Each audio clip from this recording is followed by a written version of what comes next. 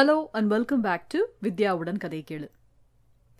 நல்ல இலக்கியமும் அதன் எழுத்தாளர்களும் மக்களை சென்று அடைய வேண்டும் என்பது மட்டுமே இந்த சேனலின் முக்கிய நோக்கம். அந்த நோக்கத்தை மனதில் வைத்துக்கொண்டே இங்கு கதை வாசிப்புகள் பதிவேற்றப்படுகின்றன. இதில் யாருக்கேனும் ஆட்சேபனை இருந்தால் எனக்கு கண்டிப்பாக தெரிவிக்கலாம். அந்த பதிவுகளை நான் நிச்சயமாக நீக்கிடுவேன். படைப்பு இதை மனதில் வைத்துக்கொண்டு நம் கதை வாசிப்பு பயணத்தை நாம் தொடரலாம். இன்னைக்கு நம்ம சேனல்ல வாசிக்க போற கதை, அதன் எழுத்தாளர் யாரு? செந்தில் ஜெகநாதன். செந்தில் ஜெகநாதன் மயிலாடுதுறையில் உள்ள பனம்பள்ளி கிராமத்தில் பிறந்தார். தந்தை திரு ஜெகநாதன், அம்மா திருமதி சித்ரா. பள்ளி படிப்பை மயிலாடுதுறையிலும் கல்லூரி படிப்பை திருப்பனந்தாளிலும் கற்றவர். தற்போது சென்னையில் திரைத்துறையில் பணியாற்றி வருகிறார். சிறு வயதிலிருந்தே தொடரும் வாசிப்பு பழக்கத்தால் ஒரு கட்டத்தில் தான் கண்ட வாழ்க்கை தரிசனங்களை கதையாக்க வேண்டுமென நினைத்து எழுதத் தொடங்கியவர். முதல் கதை அன்பின் நிழல் 2018ஆம் ஆண்டு ஆனந்த விகடனில் வெளிவந்தது. முதல் கதையே நல்ல வரவேற்பை பெற்றது. இவரது நித்தியமானவன் என்ற சிறுகதை ஆங்கிலத்தில் மொழிபெயர்க்கப்பட்டிருக்கிறது. செந்தில் ஜெகநாதனுடைய எந்த சிறுகதையை நாம இன்னைக்கு வாசிக்க போறோம்? காக்களம். நேர கதைக்கு போலாமா? காக்களம். எழுத்து செந்தில் ஜெகநாதன். மஞ்சள் 100, கடலப்பருப்பு 1, பைத்தம்பருப்பு 1, பொன்னி அரிசி 10. எனக்கு 2 லிட்டர் கடலெண்ணெய். அண்ணே, குழந்தைய விட்டுட்டு வந்திருக்கேன். இந்த 3 ஜாமானை மட்டும் போட்டு அனுப்பி விடுங்களேன். அச்சு வெள்ளத்தோட சேர்த்து 19 பொருள். காசு வாங்கியாச்சா? வெள்ளை மொச்ச மேலடுக்குல இருக்கு பாரு. மொத்தம் 413 ரூபா. 3 நாட்களில் பொங்கல் என்பதால் கடைவாசலில் வைத்திருக்கும் உப்பு மூட்டை 2 முறை கீழே சரியும் அளவிற்கு கூட்டம் நெருக்கி அடித்தது. கடைக்குள்ளே ஊழியர்கள் கபடி வீரர்கள் போல 6 பேர் மளிகை பொருட்களுக்கும் வாடிக்கையாளர்களுக்கும் இடையே ஓடிக்கொண்டிருந்தார்கள். கடையில் இருக்கும் 3 தராசுகளும் எல்லா எடை கற்களையும் ஓயாது உரசி சப்தம் எழுப்பிய வண்ணம் இருந்தன. பில் போடுவதற்கு 1 ரூபாயிலிருந்து லட்ச ரூபாய் வரை ஒரே நேரத்தில் எத்தனை கணக்கை கடையாட்கள் சொன்னாலும் மனதிலே ஓட்டி பார்த்து துல்லியமாக மீதி சில்லறை வழங்குவேன். இன்று வரை கடையில் கால்குலேட்டர் கிடையாது. பொட்டலம் கட்டும் சப்தமும் சில்லறைகளின் சப்தமும் வாடிக்கையாளர்களின் சத்தமும் ஊழியர்களின் குரல்களும் சேர்த்து கச்சேரி நடத்தி கொண்டிருக்க ஓயாது அடித்துக் கொண்டிருந்த தொலைபேசி மணிச்சத்தமும் உடன் சேர்ந்து கொண்டது. போனை எடுத்து பேசினேன். கேட்ட செய்தியில் ஒரு கணம் எல்லாமே தலைகீழாக தெரிய கண்ணை மறைத்து இருண்டது. வேலு, கடைய மூடுறா என்றேன். கடை பையன்களின் புருவங்கள் நெற்றிக்கு ஏறின. யாரிடமும் எதுவும் சொல்லாமல் வெளியே வந்தேன். பேருந்து நிலையத்தை நோக்கி ஓட்ட நடையாக விரைந்தேன். பூக்கடையில் நல்ல கூட்டம் இருந்தது. இருந்ததிலேயே பெரிய மாலையாக வாங்கிக் கொண்டேன். கூட்டத்திலிருந்து பிரியும் பொழுது வண்டியை நிறுத்திய பூக்கடை முதலாளி கலியமூர்த்தி அண்ணன் என்னை பார்த்தவுடன் அடையாளம் கண்டு கொண்டார். நல்லா இருக்கியா தம்பி? கடையில வேலை பார்க்கும்போது தினைக்கும் கடைக்கு பூ வாங்க வருவ. இன்னைக்கு முதலாளி சாவுக்கு மாலை வாங்க வந்திருக்க. ராமஜெயம் சாவும்போது உன்னையெல்லாம் நினைச்சிட்டு தாயா செத்துருப்பாரு. நான் இப்பதான் போயிட்டு வரேன். 4 மணிக்கெல்லாம் தூக்க போற அனுபவம். அவர் சொன்ன உடனே விழிகள் கசிந்தன. சீர்காழி செல்லும் பேருந்தில் அமர்ந்து கொண்டேன். நிலையத்திலிருந்து பேருந்து வெளியே திரும்பி அண்ணா சிலையை கடக்கும் பொழுது அனிச்சையாக ஜன்னல் வழியே எங்கள் ராமஜெயம் மளிகை ஸ்டோர்ஸ் கடையை பார்த்தேன். ஷட்டர் கதவில் கருப்பு வெள்ளை புகைப்படத்தில் நெற்றியில் சந்தனப்பொட்டுடன் போஸ்டராய் ஒட்டப்பட்டிருந்த முதலாளி என்னை பார்த்து வெற்றிலை கரை பற்கள் தெரிய புன்னகைப்பதைப் போல இருந்தது. 33 வருடங்களுக்கு முன்பு அரைக்கால் சட்டை பருவத்தில் தகப்பனை இழந்து பார்ப்பதெல்லாம் சோறாகத் தெரிந்த பசிக்குடிமை காலத்தில் அம்மா முதலாளியின் மளிகை கடையில் கொண்டு வந்து விட்டபோதுதான் இந்த புன்னகையை நான் முதன்முதலாக பார்த்தேன். முதலாளியை பார்க்க அன்று நாங்கள் நின்று கொண்டிருந்த பொழுது அருகில் இருந்த கிராமபோன் தட்டு சுழன்று கொண்டிருக்க அதிலிருந்து வந்த பாடலை விழிகளை மூடி பின்னந்தலையை கரங்களில் தாங்கியபடி நாற்காலியில் சாய்ந்து கேட்டுக்கொண்டிருந்தார் முதலாளி. நான் கண்மூடியிருந்த அவரது முகத்தையே பார்த்தபடி நின்று கொண்டிருந்தேன். பாடல் முடிந்தவுடன் கண்ண சதைகள் விரிந்து முகம் மலர்ந்து என்னை பார்த்தார். தகப்பன் இல்லாத புள்ளை ஐயா, நீங்க தான் கை தூக்கி விடணும் என்று என் அம்மா முதலாளி முன்பு பணிவோடு வளைந்து கும்பிட்டு சொன்னார். கோபம் வந்தே பழகி இருக்காத முகமோ என்று எண்ணும்படி தாம்பூலத்தை கன்னத்தில் அதக்கிக் கொண்டு, தம்பி பேரென்ன என கேட்டு அவர் சிரித்த கணம் தீபாராதனை காட்டி அணைத்த தெய்வ வடிவமாய் மனதில் உறைந்திருக்கிறது. முதலாளி எந்நேரமும் பாடல் எதையாவது முணுமுணுத்துக் கொண்டே இருப்பார். 80 கிலோ எடையுள்ள மூட்டையை தூக்கி நகர்த்தும் பொழுதும் பாடல் கேட்கும் முகபாவனையே அவரிடம் இருக்கும். வியாபாரம் பண்றவன் உடம்புலையோ மனசிலேயோ உள்ள வலிய முகத்துக்கு கொண்டாடப்படாது செல்வம் என்பதை அடிக்கடி சொல்வார். எந்த பொருளுக்கும் சணல் இல்லாமல் பொட்டலம் கட்டுவார் முதலாளி. அரிசியோ பருப்போ 5 கிலோவுக்கு மேல் கட்டும் பொழுது அவிழும் பயத்தில் 2 பொட்டலங்களாகத்தான் நாங்கள் கட்டுவோம். ஆனால் முதலாளி விரல் சொடுக்கும் நேரத்தில் ஒரே பொட்டலமாக கட்டுவார். அதெல்லாம் முதலாளியின் பழுத்த வித்தைகள். முதலாளிக்கு வாடிக்கையாளர்கள் எப்பொழுதுமே முக்கியமானவர்கள். குழந்தைகளோடு வருபவர்களிடம் குழந்தைகளுக்கு சீனி முட்டாய் தருவார். பெரியவர்களை உறவு சொல்லி அழைத்து தண்ணீர் கொடுத்து நாற்காலியில் அமரச் சொல்லுவார். இளையவர்களின் பெயர்களை கேட்டு அடுத்த தலைமுறை அவர்களின் பெயர் சொல்லி அழைப்பார். கஸ்தூரி மிளகு கர்ப்பத்துக்கா அம்மைக்கான்னு கேட்டு கொடு மாப்பிளைக்கு என்று சொல்வார். தொழில்முறை உறவு என்றில்லாமல் உறவு முறை தொழில் என்றே முதலாளி எங்களுக்கு கற்றுக் கொடுத்திருந்தார். துலாத்தட்டில் எடை போட பொருளை கையில் எடுக்கும் பொழுதே வாடிக்கையாளர் கேட்ட அளவை முதலாளி எடுத்து விடுவார். எடை நிறுத்தமெல்லாம் வாடிக்கையாளர் திருப்திக்காகத்தான். முதலாளியின் உள்ளங்கையிலேயே 40 வருடங்களாக எடை கற்கள் ஏறி இருந்தன. தாயை ஓடி தொடுவதற்காகவே தாயை பார்த்து முதலடி நடைபழகும் குழந்தையைப் போல முதலாளியை பார்த்தே எல்லாவற்றையும் கற்றுக்கொண்டேன். உளுத்துக்குப்பை பேருந்து நிறுத்தத்தில் இறங்கி நடக்க ஆரம்பித்து தெருமுனையில் இருக்கும் மன்மதன் கோவிலை தாண்டியதுமே சன்னமாக மேளச்சத்தம் கேட்டது. வீட்டின் முன் பெருங்கூட்டம் கூடியிருந்தது. உறவினர்கள், நண்பர்கள் தாண்டி வணிகர்கள், வாடிக்கையாளர்கள் என ஆட்கள் வீட்டை மறைத்து குழுமியிருந்தார்கள். மாலையை தூக்கிக் கொண்டு கால்கள் அதிர கூட்டத்தை கடந்து முன்வாசலை அடைந்தேன். நிலைக்கு முன் நின்ற கூட்டத்திற்குள் போக வழியின்றி காற்று திணறியது. செவ்வந்தி, சம்பங்கி, ரோஜா பூக்கள் சிதறி கிடந்தன.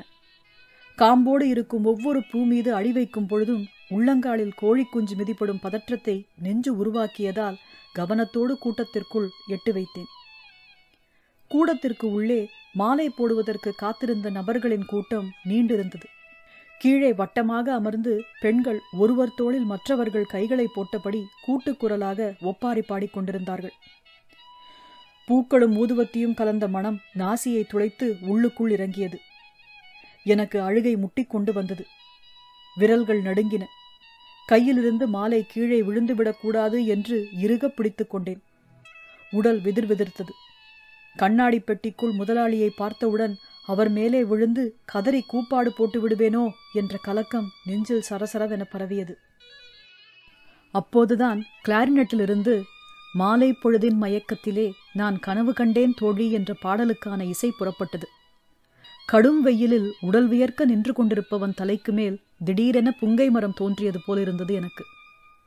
ஒரு கணம் அழுகை ஒலிகள், பேச்சுக்கள் எல்லாம் அடங்கி குயில் குரலில் கிளாரினட் வாசிப்பு மட்டுமே கேட்டது. பின்னே இருந்து ஒருவர் தள்ள திடுக்கிட்டு முன்னே தடுமாறினேன்.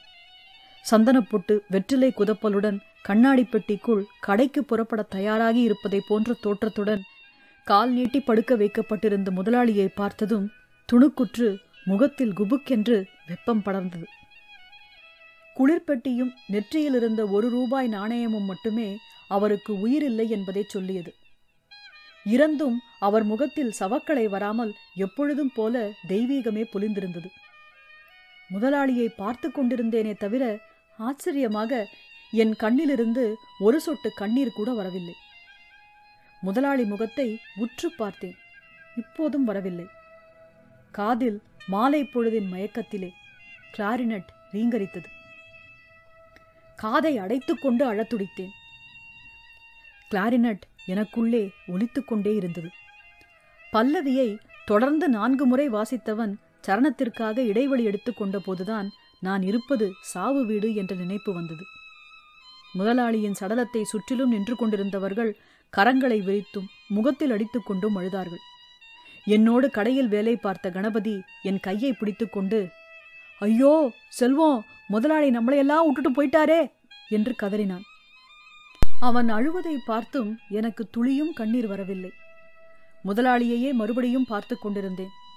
வலிந்து அழுதுவிட வேண்டுமென உள்ளுணர்வு புகை போல தோன்றிக் கொண்டிருக்க என்னால் எதுவுமே செய்ய முடியாதபடி கிளாரினட் ஓசையை என்னை ஆக்கிரமித்திருந்தது. பின்னால் ஆட்கள் மாலையுடன் வந்து கொண்டிருந்தார்கள். கூட்டம் கண்ணாடி பெட்டியை சுற்றி பெருகத் தொடங்கியது. துளி கண்ணீர் கூட விடாமல் வெளியே வந்தேன்.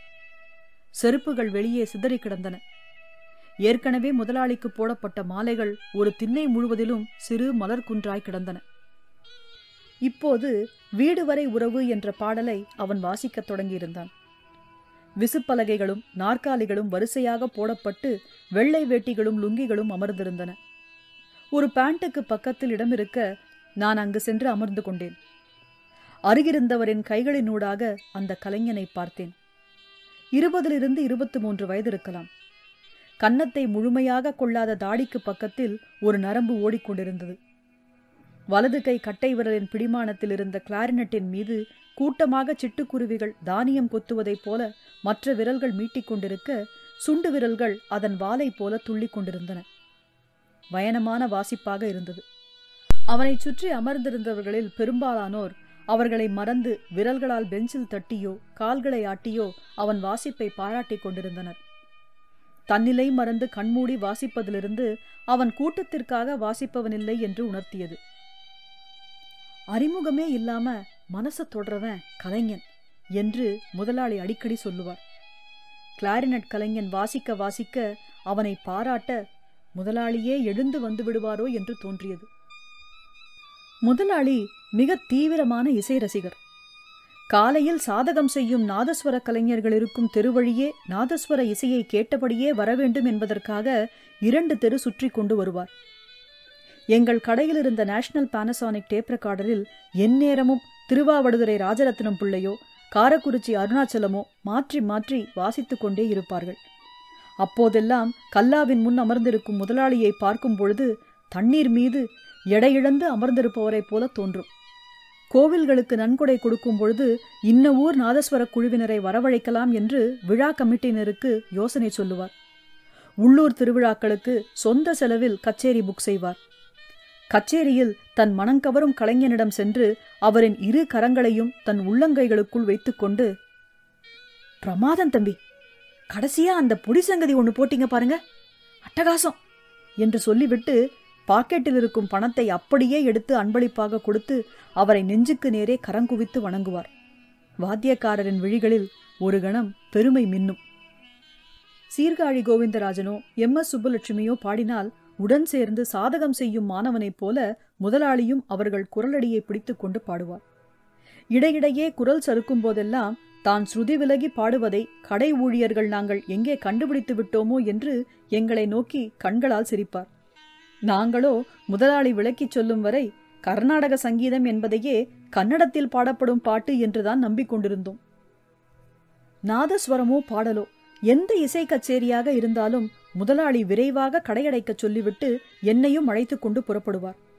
இரவு கச்சேரிகளில் வாத்தியக்காரர்கள் வாத்தியத்தை அதற்குரிய பைகளில் எடுத்து வைக்கும் வரையிலும் முதலாளி எழுந்து வரமாட்டார்.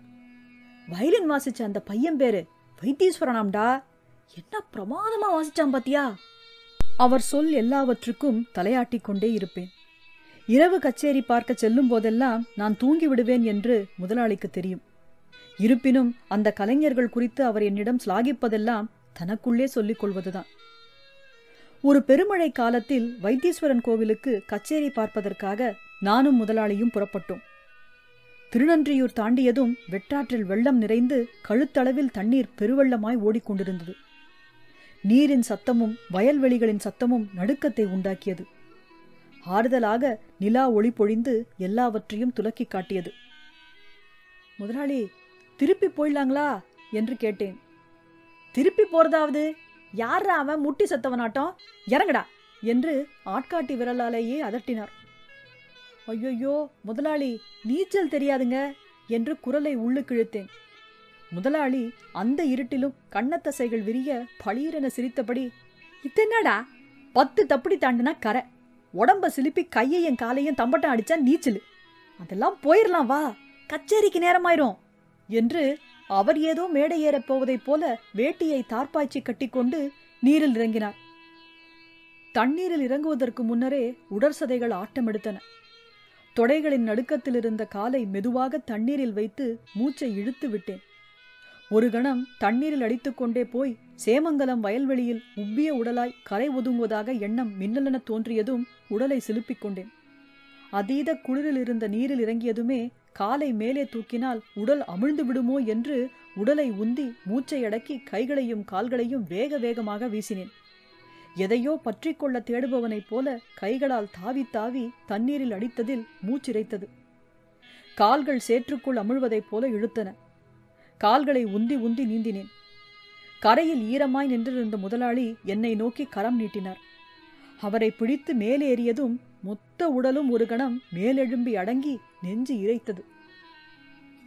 உடல் குளிரில் நடுநடுங்க நாசியிலும் வாயிலும் இருந்து ஊதல் ஒலியோடு நெடுமூச்சு வந்தது. முதலாளிக்கு நான் மூச்சு விடுவது சீழ்க்கையொலி போல கேட்டிருக்கக்கூடும். முதலாளி முகத்தில் தெரிந்த மென்சிரிப்பு அதைத்தான் உணர்த்தியது. முதன்முறையாக அந்த கணம் அவர் மீது எனக்கு கடுப்பு உண்டானது. முதலாளி தன் துண்டை பிழிந்து எனக்கு துவட்ட கொடுத்தார். அந்நொடியே அவர் மீதான கடுப்பு நீர்க்குமிழியாய் உடைந்தது. நான் தலை துவட்டி கொண்டிருக்கும் பொழுது முதலாளி ரகசிய புன்னகையுடன் சொன்னார், செல்வம், எனக்கும் நீச்சல் எல்லாம் தெரியாதியா. எங்கூரு பணம்பள்ளி குளத்திலேயே கரப்பக்கத்து கடைசி படிக்கட்டில் தான் உட்காந்து குளிப்பேன் என்று சொல்லிவிட்டு பள்ளிக்கூட சிறுவனைப் போல 2 கைகளையும் உதறி கண்களை தாழ்த்தி சிரித்தார். ஐயோ செல்வம், அண்ணனை பாத்தியா செல்வம்? கதறிய குரல் கேட்டு நிமிர்ந்தேன். கடை பெருக்க வரும் செல்லம்மா கிழவி நின்று கொண்டிருந்தது. 70 வயதுக்கும் மேல் இருக்கும். சுருக்கம் விழுந்த சாம்பல் நிற கண்கள் அழுவதைக் கண்டால் யாருக்குமே கண்ணீர் வரும். எனக்கு வரவே இல்லை. நான் பார்த்து விட்டேன் என்று தலையாட்டியவுடன் கிழவி அங்கிருந்து சென்றாள். பலகையிலிருந்து எழுந்து வீட்டு புறத்தே இருந்த மாட்டுத் தொழுவத்திற்கு அருகில் ஒன்றுக்கிருப்பதைப் போல வெளியே வந்தேன். மேளம் தப்பு வாசிப்பவர்கள் பீடி இழுத்து கொண்டிருந்தார்கள். ஒரு தென்னை மரத்தில் சாய்ந்திருந்தபடி கையில் அலைபேசியுடன் நின்றிருந்தான் கிளாரினட் கலைஞன். அதில் சமரசம் உலாவும் இடமே சீர்காழியின் வெண்கல குரல் கேட்டது. நான் அருகில் சென்றதும் சட்டென அலைபேசியை நிறுத்தினான். எத்தனை வருஷமா வாசிக்கிறீங்க தம்பி என்று கேட்டேன். 6 வருஷமா சார், எங்க அப்பா செத்ததிலிருந்து. உங்க அப்பா கிட்டதான் கத்துக்கிட்டியா? ஆமா சார், அவர் வாசிக்கும்போது பக்கத்திலேயே குந்திக்கிட்டு பார்ப்பேன், அப்படியே பழகி விட்டுட்டார். ரொம்ப நல்லா வாசிக்கிற தம்பி என்றேன். என்னை பார்த்து ஒரு புன்னகையை உதிர்த்தான். என்ன இந்த பாட்டு கேட்குற? எங்க அப்பா எல்லா சாவு வீட்லேயும் இந்த பாட்டை வாசிப்பார் சார். அவன் சொன்னதும் முதலாளி நினைவுக்கு வந்தார். ஒரு முறை சரக்கு கொள்முதல் செய்வதற்காக நானும் முதலாளியும் சீர்காழியை கடந்து 2 சக்கர வாகனத்தில் சென்று கொண்டிருந்தோம். அப்போது முதலாளி சொன்னார், நீ சீர்காழி கோவிந்தராஜன் பாட்டை கேட்கணும் செல்வம், குரல்ல தெய்வத்தை நிறுத்துவான் மனுஷன். ஸ்ரீரங்கத்துல ஒரு கச்சேரி கேட்டு உடம்பு சிலுத்து அழுத அழுகையில மறுநாள் உடம்பு காய்ச்சல் வந்துருச்சு என்று சொல்லி சீர்காழி நினைவு இல்லம் வழியாக வண்டியை விடச் சொன்னார். நேரில் பார்த்து வணங்குவதைப் போல சீர்காழி கோவிந்தராஜனின் வீட்டை வணங்கியவர், மரணத்தை எண்ணி கலங்கிடும் விஜயா என அடிவயிற்றிலிருந்து குரல் எடுத்து பாடிக்கொண்டே வந்தார். அன்றைக்கு வாங்க வேண்டிய சரக்குகளை பற்றியே என் கவனம் முழுவதும் இருந்ததால் மனதுக்குள் பொருட்களை சொல்லி பார்த்து கொண்டே வண்டி ஓட்டிக் கொண்டிருந்தேன். தென்னங்குருத்துக்கள், கலர் காகிதங்கள், மாலைகள், பூக்கள், வாழை மட்டைகள் முதலியவற்றை கொண்டு பச்சை மூங்கிலில் தேர்ப்பாடையை கட்டி கொண்டிருந்தார்கள். கிட்டத்தட்ட அது ஒரு பல்லக்கை போன்று காட்சியளித்தது. பாடை கருகில் ஒருவர் அமர்ந்து பச்சை தென்னை மட்டையை முடைந்து கொண்டிருந்தார். டேய், நீங்க என்னடா விருந்துக்கு வந்தவனாட்ட உட்காந்துருக்கீங்க, அடிங்களேண்டா! தாளக்காரர்களை நோக்கி ஒரு குரல் நாற்காலிகள் குழுமத்திலிருந்து அதிகாரத்தோடு வந்து விழுந்தது. அந்த குரலை கேட்டதும் எனக்கு பொட்டுக்குழியில் நரம்பு தெறிக்க ஆத்திரம் கிளம்பியது. முதலாளி மட்டும் உயிரோடு இருந்திருந்தால் அந்த குரலுக்கு சொந்தக்காரனை இழுத்து வைத்து அறைந்திருப்பார் என்று நினைத்த போது சற்று ஆறுதலாக இருந்தது.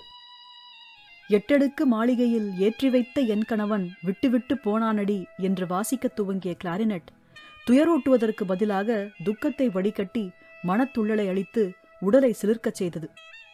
அவனது வாசிப்பின் பிரமிப்பில் நான் அழுவதையே சுத்தமாக மறந்துவிட்டேனோ என்று தோன்றியது. வீட்டிற்குள்ளே முதலாளியின் மனைவி தையல் நாயகி அக்காவின் அழுகை சத்தம் எல்லா அழுகைக்கும் மேலேறி ஒலித்தது.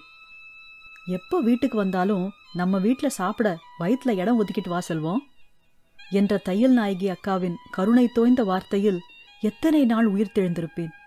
அந்த குரலை கேட்டும் என் பாவக்கண்களிலிருந்து கண்ணீர் வரவில்லை. 19 வருடம் தன்னிடம் வேலை பார்த்தவனுக்கு முன்னின்று திருமணம் செய்து வைத்தார் முதலாளி. திருமணத்திற்கு எனக்கு ஒரு ரேடியோவோடு கூடிய டேப் ரெக்கார்டரை பரிசளித்தார். அது பயன்படுத்தப்படாத எடைக்கல்லை போல வீட்டில் அப்படியே இருந்தது. எனக்கு திருமணமான பிறகு குத்தாலத்தில் புதிய கடை ஒன்றை ஆரம்பித்தார் முதலாளி. அந்த கடையை பார்த்து கொள்ளும்படி என்னிடமே முழு பொறுப்பையும் ஒப்படைத்தார். குத்தாலத்திலேயே ஒரு வீடும் வாடகைக்கு எடுத்துக் கொடுத்தார். அருகில் வேறு எந்த கடையும் இல்லாமல் இருந்ததால் எப்பொழுதும் கூட்டம் இருந்தது.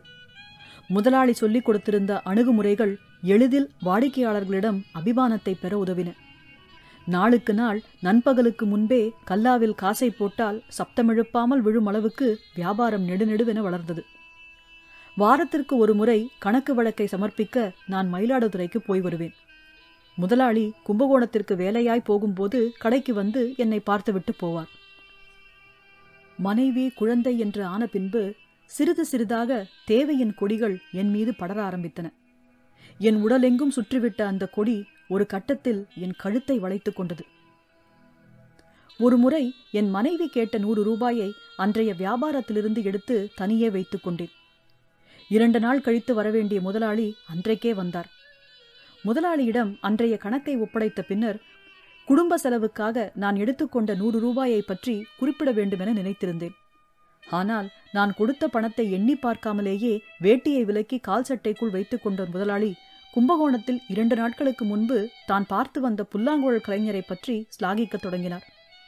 நான் இடையில் அந்த 100 ரூபாய் விஷயத்தை அவர் முன் வைத்துவிட முனையும் போதெல்லாம் அவர் பேச்சு என் குரல் வளையின் மீது ஏறி நின்று கொண்டு என்னை பேசவிடாமல் செய்தது. நேரம் செல்ல செல்ல நானும் குரல் வளையை விடுவித்துக் கொள்ள விரும்பவில்லை. 100 500ஆக மாறுவதற்கு அதிக நாட்கள் எடுத்துக்கொள்ளவில்லை. நாளடைவில் பணத்தை உரிமையுடன் எடுத்துக்கொள்ளும் தைரியம் ஒரு உறுப்பை போல உடன் வளர்ந்தது. முதலாளி அருகில் இல்லாததால் நானே என்னை முதலாளியாக எண்ணிக்கொள்ளத் தொடங்கினேன். கையில் புழங்கிய பணம் என் புத்தியை கோணலாக்கியது. கொள்முதல் செய்யும் பொருட்களுக்கு 1/4 பங்கு லாபம் கூட இல்லாத அளவிற்கே முதலாளியிடம் கணக்கு காண்பித்தேன். அந்த மாதம் அதீத நட்டக்கணக்கு எழுதி காட்டினேன். இம்மா நஷ்டம் ஆகுதே, இந்த கடையை மூடிடுவோமா செல்வம் என்று அப்பாவியாய் கேட்டார் முதலாளி. துணுக்குற்றவனாக அடுத்தடுத்த மாதங்களில் சரியான கணக்கை காண்பிக்க தொடங்கினேன். முதலாளிக்கு அந்த பகுதியில் நட்பு வட்டத்தில் இருந்தவர்கள், நெருக்கமானவர்கள் கடை நல்ல லாபத்தில்தான் நடக்கிறது என்பதை சொல்லியிருந்தார்கள். இருந்தும் முதலாளி நேரடியாக என்னிடம் ஒரு வார்த்தை கூட கேட்கவில்லை.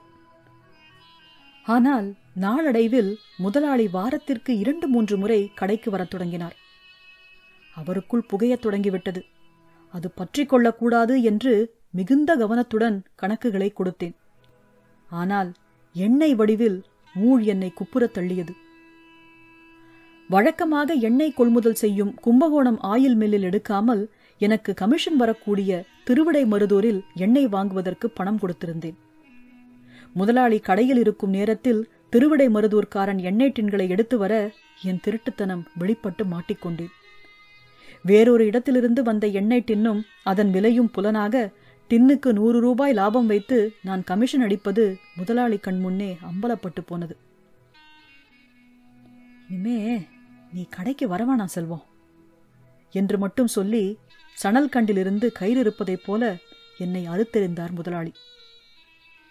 பிழைப்புக்கு வழியின்றி 2 வயது குழந்தையுடனும் 4 மாத கர்ப்பிணியான மனைவியுடனும் திக்கற்று நின்றிருந்தேன். மயிலாடுதுறை குத்தாலம் என பழகிவிட்டு சொந்த ஊருக்கும் போக வழியின்றி தவித்தேன். ஒரு நாள் முதலாளி கடை திறக்கும் நேரம் அதுவரை கடை மூலம் முறைகேடாக ஈட்டிய 1,70,000 ரூபாயை ஒரு துணிப்பையில் சுருட்டி கடைவாசலில் வைத்துவிட்டு மறைவாக நின்றிருந்தேன். முதலாளி வந்து துணிப்பையை எடுத்து பார்த்துவிட்டு ஒரு கணம் கூட யோசிக்காமல் கடையெதிரே இருந்த விநாயகர் கோவில் உண்டியலில் பணத்தை போட்டார். அதை பார்த்த எனக்கு முதலாளியை எதிரே பார்க்கும் மிச்ச சொச்சம் இருந்த தைரியமும் மறைந்தது. முதலாளி, என்னை மன்னிச்சிடுங்க என்று சொல்லிவிட்டு இருட்டுக்குள் ஓடினேன். முதலாளி குரல் வந்த திசையில் எட்டி பார்த்துவிட்டு கடைக்குள் சென்று விட்டார். நிச்சயம் அவருக்கு என் குரல் கேட்டிருக்கும். கடை தெருக்களில் நடந்த உரையாடல்களில் இடிபடும் என் பெயருக்கு தலைப்பெயரை போல ஒட்டிக்கொண்ட திருட்டு பட்டத்தால் எந்த கடையிலும் எனக்கு வேலை கொடுக்க தயங்கினார்கள். நான் வேலையை விட்டு நிறுத்தப்பட்டதை என் மனைவியின் புலம்பல் மூலமாக அறிந்து கொண்ட என் அம்மா முதலாளியை பார்ப்பதற்காக சென்றிருக்கிறாள். மாயூரநாதர் கோவில் வாசலில் சாமி கும்பிட்டு விட்டு வந்த முதலாளியை என் அம்மா பார்த்திருக்கிறார். இம்மா பிள்ளையா இருந்ததுலேருந்து இப்ப ஆளாய் நிக்கிற வரைக்கும் ரத்தத்தை வேர்வையாக்கி என் புள்ள உனக்கு ஊழியம் அடிச்சு ஒழிச்சு கொடுத்ததுக்கு என் பிள்ளைக்கு திருட்டு பட்டம் கட்டி இப்படி அம்போன்னு ஆக்கி விட்டுட்டியே, நீ எல்லாம் நல்லா இருப்பியா? உன் குடும்பம் தழைக்குமா? நாசமா போவ என்று மண்ணை வாரி தூற்றிவிட்டிருக்கிறார். முதலாளி எதுவும் சொல்லாமல் சென்று விட்டார். வீட்டில் வந்து இதை சொன்னதும் வீட்டிலிருந்து அன்னக்கூடையை தூக்கி என் அம்மாவை அடிக்க ஓடினேன். என் அம்மாவின் பயந்த முகத்தை பார்த்ததும் குற்ற உணர்ச்சி தாழாமல் நெற்றியை சுவரில் ரத்தம் வரும் வரை மோதினேன். என் மனைவி வந்து தடுக்காவிட்டால் அன்று என் உயிர் போயிருக்கும். சில நாட்கள் கழித்து சித்தர்காட்டில் கேஎல் மளிகை குடோனிலிருந்து பொருள் தருவதாகவும் கடை வைத்துக் கொள்ளும்படியும் அதன் முதலாளி கிருஷ்ணமூர்த்தி ஐயா கூப்பிட்டு அனுப்பினார். வெறுங்கையோடு போக மனமின்றி வீட்டில் இருந்த கடைசி பைசா வரை துடைத்து எடுத்துச் சென்றிருந்தேன். அவரோ பணம் வேண்டாம் என சொல்லி, வாரா வாரம் வியாபாரம் செஞ்சு அடைச்சுக்கோ என்று சரக்கு எடுத்துக்கொள்ள சொன்னார். சரக்கு வாரக்கடனுக்கு எடுத்து குத்தாலத்திலேயே கடை போட்டேன். ஆளாய் பறந்து பேயாய் வேலை செய்தேன். வியாபார நுணுக்கம், உழைப்பு என எல்லாமும் சேர்ந்து கடையை விரிவுபடுத்தினேன். அடுத்த 5 வருடங்களில் குத்தாலத்திலும் மயிலாடுதுறையிலும் 2 மளிகை கடைகளை திறந்தேன். நான் வாழ்க்கையில் 2வது முறையாக ஆதரவற்று நிற்கும் பொழுது எனக்கு கடை வைக்கச் சொல்லி சரக்கு கொடுக்கச் சொன்னது முதலாளிதான் என்று பின்னாளில் கிருஷ்ணமூர்த்தி ஐயா மூலமாக தெரிந்து கொண்டேன். இதற்கிடையே எத்தனையோ முறை முதலாளியின் கடை வழியே செல்லும் போதெல்லாம் இறங்கி அவர் காலில் விழுந்து மன்னிப்பு கேட்க வேண்டும் என தோன்றினாலும் ஏனோ என்னால் முடியாமலேயே போனது. முதலாளியை குளிப்பாட்டுவதற்காக வெளியே தூக்கி கொண்டு வந்தார்கள். ஏய், கால் பக்கம் ஒரு ஆளு போதும்பா, உடம்பு பக்கம் கையை கொடுத்து வாங்கப்பா. ஏய், நீ இப்படி தலைமாட்டு பக்கமா வாயா. குரல்கள் பறந்தன. முதலாளியை கடைசியாக தொடக்கூடிய வாய்ப்பு. அவரை தொட்டால் என்னால் நிச்சயமாக கண்ணீரை கட்டுப்படுத்த முடியாமல் உடைந்து அழுது விடுவேன். விரைந்து சென்று முதலாளியின் தோள்பட்டை பக்கம் தாங்கி பிடித்தேன். அதே கணத்தில் கிளாரினட்டிலிருந்து இசை கிளம்பி வந்தது. ஈரமான உள்ளங்கையிலிருந்து கண்ணாடி பொருள் நழுவுவதைப் போல முதலாளியின் தோள் மீதிருந்த கரம் இடறிவிட உடல் கனத்து கீழிறங்கியது. சார், தூக்க முடியலன்னா அந்தாண்ட போங்க, தூக்குறவங்க தூக்குவாங்க. காலை பிடித்திருந்தவர் பெருங்குரலில் சொன்னதும் உடல் அச்சம் கண்டு ஒடுங்கி நின்றேன். 10 வயதிலிருந்து எத்தனையோ பாரத்தை தூக்கியவன். ஆனால் இந்த பாரம் என்னால் தாங்கிக் கொள்ள முடியாததாக இருந்தது. முதலாளியின் சலனமற்ற முகத்தை அருகிருந்து பார்த்தும் எனக்குள்ளிருந்து ஒரு துளி கண்ணீரும் சுரக்கவில்லை. அந்த படுபாவி மறுபடியும் தென்பாண்டி சீமையிலே தேரோடும் வீதியிலே என்று வாசிக்க ஆரம்பித்திருந்தான். கேட்க கேட்க மண்டைக்குள் சூடேறியது. ஓடிச் சென்று அவன் கையில் இருந்த கிளாரினட்டை பிடுங்கி தூர எரிந்துவிட வேண்டும் என தோன்றியது. சுயவெறுப்பும் எரிச்சலும் தலைக்குள் திரண்டெழுந்தது. என்னால் ஒரு நிமிடம் கூட அங்கு நின்றிருக்க முடியவில்லை. அவர் புண்ணியத்தில் சோறு தின்று வாழ்க்கை கிடைத்து ஒரு சொட்டு கண்ணீர் கூட சிந்தாமல் விஸ்வாசத்தை விற்று தின்றவன் என்று அங்கிருக்கும் யாரேனும் என்னை தூற்றிவிடக்கூடும் என பதற்றமுற்று அவசர அவசரமாக புறப்பட்டேன். தூரம் போக போக ஒலி குறையும் தானே. ஆனால் முன்னே நடக்க நடக்க கிளாரினட் இன்னும் வளர்த்தியான ஒலியாக காதருகே கேட்டது. மரங்கள் அடர்ந்த ஐயனார் கோவில் பாதையில் காற்றின் நாவுகளாய் இலைகள் எழுப்பிய குலவை சத்தம் அச்சத்தை உடல் முழுவதும் இறக்கியது. குறுக்கே பேருந்து நிறுத்தத்தை நோக்கி வயலில் இறங்கி நடக்க ஆரம்பித்தேன். கூட்டை நோக்கி அணிவகுத்து பறந்த கிளிகள் ஆவலம் கொட்டின. காட்டாமணி செடியில் கட்டப்பட்டிருந்த பசுவின் மடியில் முகம் முட்டி பால் குடித்துக் கொண்டிருந்த கன்றுக்குட்டியை கழுத்தை வளைத்து நக்கி கொடுத்து கொண்டிருந்தது பசு. அதன் கழுத்தில் இருந்த மணியோசை கிணிங் கிணிங் என்று அடித்துக்கொண்டே இருந்தது. அறுவடை முடிந்த வயல்களில் அரிதாளில் கால்கள் உரசும் பொழுது வைக்கோல் உடையும் ஒலியோடு செருப்பு சத்தமும் இணைந்து எழும்பியது. உடனே செருப்பை கழற்றி கையில் எடுத்துக்கொண்டு வெறுங்காலோடு நடந்தேன். சத்தம் குறைந்திருந்தது. ஒலியற்ற அமைதிக்காக அடித்துக் கொண்டது மனம். வானத்தை அண்ணாந்து பார்த்து பெருவழியில் விரவி கிடக்கும் பேரமைதியை நோக்கி மூச்சை உள்ளிழுத்து வெளிவிட்டேன். அந்தரத்தில் மேகங்கள் சப்தமெழுப்பாமல் மிதந்து கொண்டிருந்தன. ஆகாய பஞ்சு பொதிகள் என்னை இழக்கியது போல உணர்ந்தேன். இனம் புரியாத பேரமைதியின் பெரும்பாரத்தை சுமக்க முடியாமல் நடை தளர்ந்தேன். அழவில்லை என்ற குற்ற உணர்வின் அழுத்த பிடியிலிருந்து தளர்ந்ததில் சற்று ஆசுவாசமடைந்தேன். அழாவிட்டாலும் என்ன, அத்தனை பெரிய தப்பு செய்ததற்கு என்னை மன்னித்த முதலாளி நிச்சயமாக இதற்கும் என்னை மன்னிப்பார் என்று நம்பத் தோன்றியது. அவருக்கு இந்த மன்னிக்கும் பரந்த உள்ளத்தை எது கொடுத்திருக்கும்? மனிதர்களில் நற்குணங்களை மட்டுமே எடுத்துக்கொள்ளும் மனப்பக்குவத்தை முதலாளி எதிலிருந்து பெற்றிருப்பார்? வியாபாரத்தில் குறுக்கு சூட்சமம் இல்லாத அசாத்திய நேர்மையை இறுதி வரை முதலாளி கடைபிடித்ததற்கு எது காரணமாக இருந்திருக்கும்? முதலாளியாக வேண்டும் என்று அவரை பார்த்து கற்றுக்கொண்ட நான் அவரை எது முதலாளியாக்கியது என்பதை இத்தனை நாட்களாக அறிந்து கொள்ளாமலேயே இருந்திருக்கிறேன். பேருந்து பிடித்து வீட்டுக்கு வந்தேன். என் அறைக்குள் நுழைந்து கதவுகளை பூட்டிக் கொண்டேன். நிலைப்பேழையின் மேலடுக்கில் முதலாளி கொடுத்திருந்த டேப் ரெக்கார்டரை எடுத்து கட்டிலில் அமர்ந்து ஒரு துணியை கொண்டு துடைத்தேன். என்னை அறியாமல் எனது உதடுகள் அரை ஒலியில் நீயல்லால் தெய்வமில்லை, எனது நெஞ்சே நீ வாழும் எல்லை என்று முணுமுணுத்தது. நான் பாடியதே எனக்கு முதலாளியின் குரலாய் கேட்டது. பயந்து போய் டேப் ரெக்கார்டரை கீழே வைத்தேன். முகத்தில் வெப்பம் படர்ந்து ஒரு கணம் தலை சுற்றியது. உள்ளங்கைகளில் முகம் புதைத்துக் கொண்டேன். ராசா குளத்தில் மூழ்கி எழுந்து என் தகப்பனின் பிணத்துக்கு மொட்டை தலையோடு கொள்ளி வைக்கிறேன். நடு இரவில் தூக்கத்தில் எழுந்து, எம்மா பசி தாங்க முடியலேம்மா என்று கதறுகிறேன். வயிற்றுக்கு சாப்பிட செல்வோம், கடைக்கு லேட்டா போனா ஒன்னும் ஆயிடாது என்றபடி இலை முழுக்க சோறிட்டு கரியாக எடுத்து வைக்கும் தையல் நாயகி அக்கா என்னை பார்த்து சிரிக்கிறது. செல்வம், கடையை எடுத்து விடா, தின்னண்டியூருக்கு மோன கச்சேரிக்கு போவோம். காட்சிகள் மாறி மாறி தலைக்குள் மின்னலாய் வெட்ட கண்களை மெல்ல திறந்தேன். விழிகளிலிருந்து பொத்துக்கொண்டு கண்ணீர் கொட்டியபடியே இருந்தது.